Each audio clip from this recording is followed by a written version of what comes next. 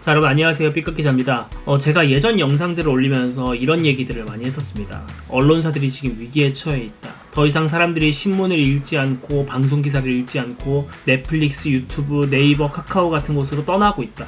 이런 구조적인 문제점, 거기서 나오는 경영적인 부담, 이런 것들에 대한 얘기들을 많이 했어요. 근데 사람이 그래요. 문제점을 지적하기는 쉽습니다.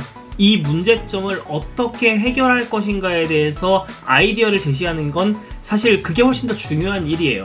어떻게 하면 언론사들이 지금 처해져 있는 위기를 극복할 수 있을까에 대해서 얘기를 해보겠습니다. 그 중에서 오늘은 언론사의 체질 개선에 대해서 얘기를 해보도록 하겠습니다. 언론사의 체질 개선이 필요한 것 중에서 크게 한 3가지 정도를 뽑아봤는데요. 그 중에서 첫 번째는 언론사의 수직적 문화입니다. 기자, PD, 이런 콘텐츠 제작 영역에 있는 직군들은 특히나 이런 수직적인 관계가 되게 강합니다. 이게 왜 그럴 수밖에 없냐면 기사를 쓰는 것, 그리고 프로그램을 제작하는 것, 이런 거에 정답이 없어요. 똑같은 산불 현장, 살인사건 현장이라고 하더라도 매번 취재 환경이 다르고 취재할 수 있는 바운더리가 달라요. 그러다 보니까 후배 기자들은 일을 어떻게 배우냐면 선배 기자들의 경험에 의존해서 일을 배웁니다. 선배 기자와 후배 기자가 이 입사를 먼저 했냐 입사를 나중에 했냐 그 정도 수준의 문제가 아니라 스승과 제자의 관계예요. 물론 이런 스승과 제자의 관계에서 나오는 아름다운 미덕들도 많죠.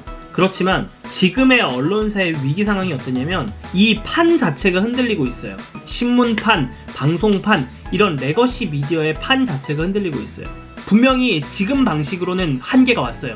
글을 잘 쓰고 프로그램 편집을 잘하고 요 정도 수준으로 커버할 수 있는 미디어 환경이 아니에요. 어떤 장으로 옮겨갈 것인지에 대해서 논의를 해야 되는데 솔직하게 말해서 이런 논의에서는 누가 더 독창적이고 창의성을 발휘할 수 있을까요? 당연히 후배 기자들이에요. 제가 우리 회사에 입사한 지가 5년 차에 접어들었고 언론계에 들어온 지는 한 7년 차 정도 됐어요. 이제야 뭔가 의견 개진을 하고 조금 눈치 안 보고 말할 수 있는 포지션이 됐어요. 근데 이미 나는 30대 중반에 익숙해질 대로 익숙해진 기성 기자들이 돼버린 거예요. 뭔가 유튜브를 만들기보다는 1분 반, 2분짜리 리포트 기사를 만드는 게 익숙한 사람이야. 기존의 포맷대로 만드는 게 너무 익숙해진 사람이에요. 뉴미디어 플랫폼 혹은 새로운 플랫폼으로 옮겨가기 위한다면 이 젊은 기자들의 아이디어를 많이 빼와야 돼요. 근데 스승과 제자 같은 이런 수직적인 관계가 공고하면 이 후배 기자들이 말을 할 수가 없어요. 어제까지 선배 기자한테 기사 쓰는 거 제자처럼 이렇게 배우던 사람들이 뉴미디어 플랫폼으로 옮겨가는 아이디어 회의에서 선배 그 방향 아니에요. 그거 하면 재미없으니까 이제 다른 쪽으로 가야 돼요. 이렇게 말할 수 있겠어요? 이게 안 된다고. 네이버, 카카오, 토스 이런 젊은 느낌의 기업들이 직급을 없애고 모두 다 같이 매니저라고 부른다거나 혹은 영어 이름을 부른다거나 이러는 이유가 있어요. 스승과 제자의 관계라는 게 그렇거든. 후배 기자는 선배 기자의 어떤 가르침이 필요한 대상, 계도해야 될 대상 혹은 계몽시켜야 될 대상, 선배와 후배라는 관계는 사실 그렇게 될 수밖에 없거든요. 근데 지금 미디어 환경은 어때요? 후배 기자들이 그들의 크리에이티브한 생각을 훨씬 더 펼칠 수 있는 그런 환경이라고. 변해야 된다고 생각하면 기존의 이런 수직적인 관습도 나는 좀 과감하게 깨트릴 필요가 있다고 봐요.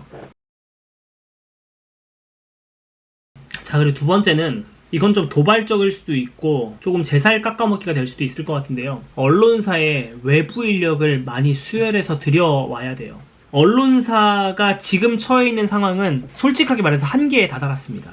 진짜 공격적인 수준으로 변화를 해야 되는데 내가 봤을 때 언론사 내부 사람들로는 불가능합니다. 전문 경영인 제도를 도입을 한다거나 IT, 벤처기업에서 조금 성과를 냈던 임원들을 땡겨온다거나 이런 게 너무 부담스럽다면 최소한 기자, PD가 아닌 다른 직군의 사람들을 승진시켜서 핵심 임원진으로 만들어야 된다고 생각해요. 솔직히 나는. 이 언론사들의 승진의 특징이 뭐냐면요. 아무래도 기자나 PD들이 좀 메인스트림이다 보니까 이 사람들이 보통 핵심 임원들이 되고 대표이사가 되고 핵심 경영진이 됩니다. 근데 지금 상황이 어떠냐면요. 미디어 환경이 10년, 20년 전 지금 핵심 간부진에 올라가 있는 사람들이 경험했던 미디어 환경이랑은 너무 달라요. 지금 뭔가 변화를 해야 되는 순간이라면 외부의 명확한 시각으로 언론사를 진단하는 과정, 날카로운 시장 분석, 이렇게 주판 튕겨가지고 손익 계산하는 수준이 아니라 진짜 성공 가능성과 실패 가능성, 여기에 들어가는 투자 비용, 기회 비용, 이런 것들을 정말 냉철하게 분석할 외부의 전문인들이 들어와야 된다고 생각해요. 기사를 잘 쓰는 것과 경영인으로서 사업을 잘 이끌어 나가는 건 솔직히 다른 문제거든요. 내가 부동산 기사를 잘 쓴다고 우리 회사에서 하는 부동산 관련 사업을 내가 잘 이끌어 나갈 수 있을까? 그건 다른 문제거든요. 기사를 잘 쓰는 것, PD로서 프로그램을 잘 만드는 것이 경영인으로서의 능력을 보장해주지는 않는다고 생각해요, 솔직히. 핵심 임원이 된다는 거는 결국 경영의 영역이에요. 당장은 적자가 나더라도 얼마를 투자해서 미래 몇 년 동안에 얼마를 벌어들이겠다. 뭐 이런 것들이 아주 세밀하게 계산이 돼야 되는 영역이에요. 이런 거를 오히려 잘할 수 있는 사람들은요, 언론사 내부의 마케팅 팀에 있는 뭐 직원들, 이런 사람들이 훨씬 더 잘할 수 있어요. 우리 회사가 성장하기 위해선 마케팅 비용을 얼마나 투입해서 미래 몇 년 동안에 얼마를 벌어들일 거다. 이런 거를 계산하는 거는 냉정하게 말해서 언론사의 주류인 기자들보다 이런 마케팅 직원, 광고팀 직원, 이런 사람들이 훨씬 더 잘할 수 있어요. 나중에 미래에 내가 10년, 20년 언론사에 더 있었을 때 내 자리가 없어지는 한이 있더라도 최소한 언론사들이 살아남기 위해서라면 기자, PD들의 승진 자리를 좀 줄이고 마케팅, 이런 뭐 총무 이런 쪽의 사람들을 공격적으로 승진을 시킨다거나 아니면 외부에 되게 브릴리언트한 인력으로 난 수혈해야 된다고 생각해요. 그리고 그러면서 구조조정도 필요하다고 생각합니다. 물론 내가 그 구조조정의 대상이 될 수도 있지. 계속 말하지만 지금 언론사는 변화해야 되는 시기예요. 조직이라는 게 관성이 있거든. 이게 뻔해. 만약에 외부 인력을 들여와서 기자 조직을 변화시키고 혹은 언론사의 사업하는 방향을 바꾸려고 하잖아? 그러면은 분명히 기자들 겁나 반발할 거예요. 뭐 언론사에 대해서 알지도 못한 사람이 와가지고 기자 조직의 특성에 대해서 알지도 못한 사람이 와가지고 감나라 배나라 하고 있다. 외부에서 들여온 사람들을 무시하거나 혹은 그 오더에 따르지 않으려고 하는 사람들이 분명히 있어요. 특히 기자 조직은 분명히 그럴 거예요. 냉정하게 말해서 그런 사람들 다 잘라야 됩니다. 물론 그게 내가 될 수도 있지. 그런 타성에 젖어서 새로운 변화에 적응을 못할 수도 있지. 근데 그게 어려워서 나를 남겨둔다? 그럼 변화하겠다는 의지가 없는 거예요. 결론적으로 말하면 언론사는 정말 전향적인 변화가 필요하다. 그런 전향적인 변화가 가능하려면 외부 인력을 수혈해서 들여와야 된다. 그런 변화에 대해서 관성적으로 반응하려는 직원들, 익숙했던 것을 쫓으려고 하는 직원들 확실하게 구조조정해야 된다. 그래야지 언론사의 DNA와 체질이 바뀔 수가 있어요. 난 그렇게 생각해요. 자, 그리고 세 번째는 뭐냐면요, 언론사들이 일하는 스타일을 조금 세련되게 만들어야 돼요. 이게 무슨 신문 기사를 세련되게 쓰자, 뭐 방송 프로그램을 세련되게 만들자, 이런 얘기가 아니에요. 언론사들의 핵심 사업은 뭐 신문을 만들고 방송 프로그램을 만드는 거지만 요 핵심 사업들 위에 다양한 부대 사업들을 해요. 뭐 홍보 대행업도 하고 뭐 부동산업도 할 수도 있고 뭐 관공서, 지자체, 뭐 정부 이런 클라이언트들이랑 다양한 위탁 사업들을 많이 한단 말이에요. 요런 부대적인 사업들을 조금 세련되게 해야 될 필요가 있어요. 가령 예를 들어 봅시다.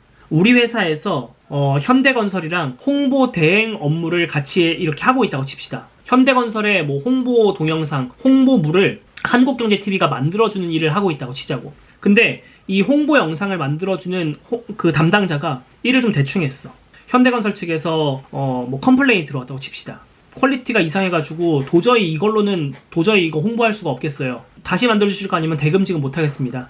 이런 상황에 만약 처했다면 언론사가 아니라 민간 기업이었으면 어떻게 할까요? 그렇게 일을 대충한 그 직원을 문책하고 밤을 새우든지 비용을 더 투입하든지 그 홍보 영상을 완전히 다시 찍거나 해서 다시 클라이언트한테 납품을 할 거야. 이게 사실 정상적인 방법이에요. 근데 언론사 같은 경우 일을 어떻게 하냐면요, 이거는 진짜 현직에 계신 분들 공감할 거예요. 무슨 어떤 사업이 빠그러지잖아? 현대건설 출입기자 누구냐? 야, 현대건설 좀 조져봐. 뭐 홍보 영상 잘못 만들었다고 지금 찡찡대니까 야, 그 새끼들 조져가지고 그의 그런 군말 안 나오도록 해. 야, 거기 담당 임원이랑 우리 한번 회사로 오라고 해. 이런 식으로 한 다음에 밥 먹으면서 그냥 뭐 이번에 좋게 넘어갑시다. 뭐 아니면 기사로 조져가지고 뭐 우리 회사랑 하는 일이 잘 안 된다던데 그거 좀 잘 단도리 쳐주세요. 약간 이런 식으로 일을 한다고. 단기적으로는 퍼포먼스를 끌어올릴 수 있어요. 우리가 제작한 홍보 동영상에 결함이 있어서 만약 그걸 다시 만드는데 1,000만 원이 필요해. 출입 기자를 동원해가지고 기사로 조져가지고 그 컴플레인을 그냥 쑥 들어가게 했어. 그럼 비용이 안 들어요. 그러면 1,000만 원 번 셈이지 우리는. 근데 그 건설업체와 이 언론사가 장기적인 파트너가 될 수 있을까요? 안 돼요. 단기적으로는 기자를 동원하고 기사를 동원해서 단기적으로는 좋은 퍼포먼스를 끌어올리는 것처럼 보일 수 있어도 지속 가능한 사업이 되지 않을 가능성이 높아요.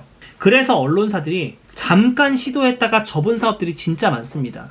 올해 이거 시도했다가 접고 내년에 이거 시도했다가 접고 이런 경험들이 진짜 많아요. 분명히 그 아이디어를 잘 갈고 닦고 그 클라이언트한테 어떤 컴플레인이 들어오면 그거 성실하게 해결해주고 그러면서 사업 파트너 늘려나가고 하면은 분명히 좋은 사업이 될 수 있었는데 너무 후진적인 방법으로 일을 처리하다 보니까 분명히 좋은 아이디어들이 1, 2년 만에 사장되거나 실패하거나 새로운 사업 파트너를 찾지 못하거나 이렇게 해서 망해버리는 것들이 너무 많아.